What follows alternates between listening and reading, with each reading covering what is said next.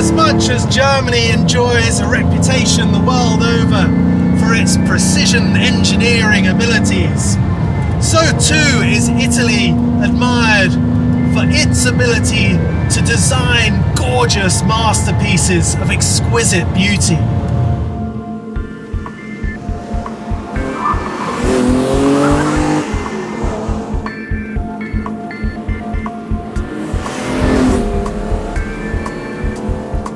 So what happens if you blend those two great nations and have them collaborate on the design and construction of one very special motor car? This is what happens. BMW's M1.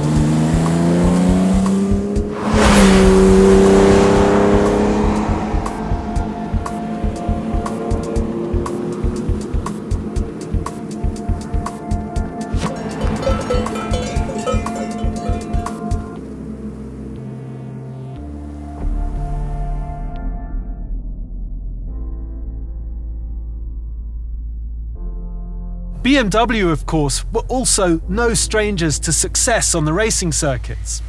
But the corner of the European car market that they had centred around their small and mid-sized saloons. What they really craved was a slice of the sports car market that was wrapped up at the time by the mid-engine marvels coming out of Italy. Throughout the 70s, it was Porsche who seemed best able to really profit from their motorsport successes. They monopolised GT racing with the 930 turbo variant of their 911. The overriding objective was to take on Porsche's 934 that was racing in Group 4 events and their 935 competing to Group 5 regulations. In order to homologate the car for entry into Group 4 races, BMW were required to build 400 road-going models. Lacking the capacity to fulfill their ambition for this radical new project, BMW turned to a series of noted subcontractors. The maestros at Dallara were tasked with conceiving and building the spaceframe chassis. Giorgetto Giugiaro was challenged with clothing that chassis in one of his famous wedge-shaped designs. And Lamborghini were contracted to handle final engineering and production of the 400 examples. Only testing and final finishing was to be left to the Bavarians. However, all was not well in Italy. By the spring of 1978, Lamborghini had only produced 7 prototype examples. And despite having received the full advance from BMW to build all 400 cars, bankruptcy loomed.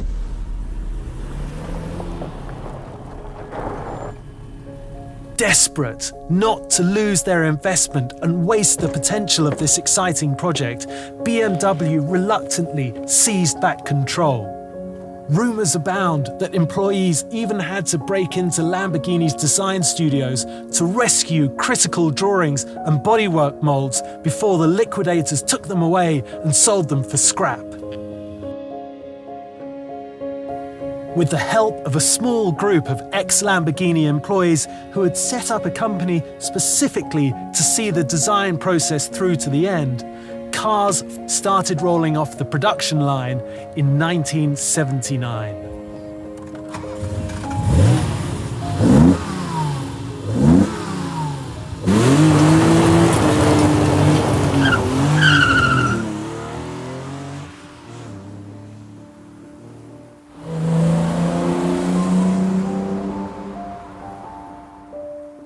The gearbox itself is direct, if not a little bit notchy, and on the downshift it's very important to put a nice big clean heel and toe blip on the accelerator before releasing the clutch to engage that lower cog.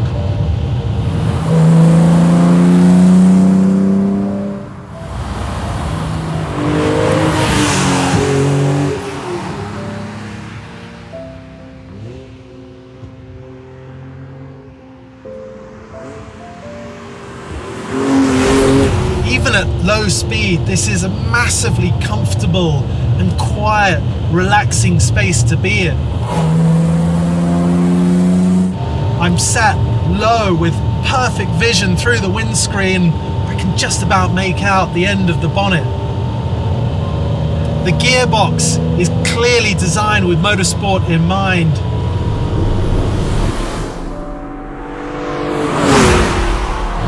Around the cockpit, there's lots of signs that this entire concept was created with competition in mind. For example, the dogleg first gear that comes across the gate to the left and back towards you, leaving just a nice 4-speed H pattern for use on the race circuits once you've taken care of the start.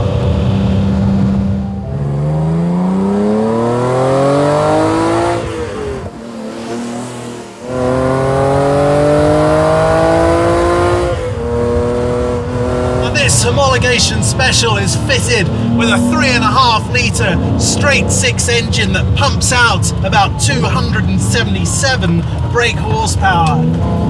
That engine is mounted just behind me, behind the driver's seat, but in front of the rear axle, giving it that classic mid-engine rear drive configuration for optimal handling.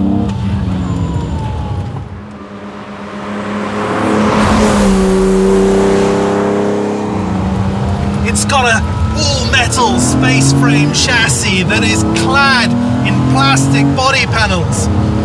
And the use of plastic was highly controversial thanks to the very high price of this car. But the trade-off was a wonderful reduction in weight down to just 1,300 kilos, which gives it a high-speed handling balance to die for. That low weight also allows the car to accelerate from 0 to 62 in just 5.7 seconds and reach a top speed of 161 miles per hour.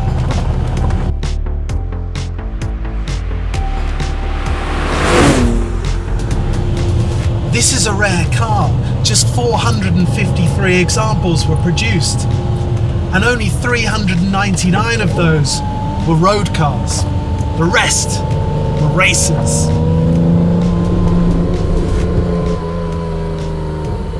The low weight of this car gives it a good power to weight ratio, and the balance is fantastic. So you can really hustle the nose into the apexes, pick up the throttle nice and early, get the revs up to well over 5,000 to really get the engine up on cam, and then it just flies.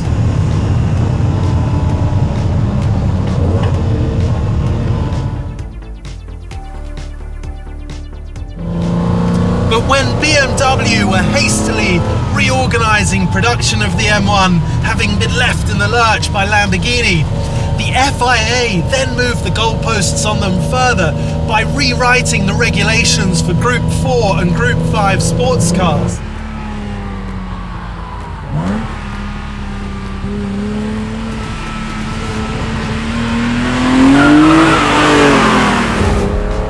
Soliciting the help of F1 Supremo Bernie Eccleston, who himself had recently taken delivery of an M1 road car, they pitched an idea for a single-make racing series, an entire grid packed full of identical M1 Pro cars, as they were to be called. Highly tuned, weight-reduced racers, piloted by the 5 fastest qualifying Grand Prix drivers of that weekend, along with 15 other privateer racing drivers.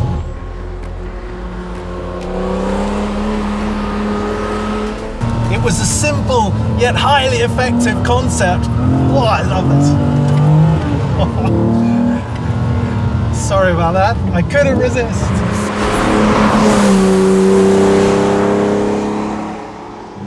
I feel like this is perhaps the first practical supercar. Dare I say, the executive supercar.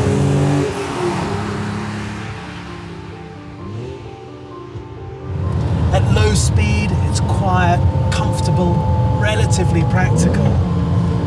And as I carve my way through these Bavarian hillside villages, I don't feel particularly conspicuous or obnoxious. And yet, when I drop the hammer, the M1 starts ticking all of the supercar boxes.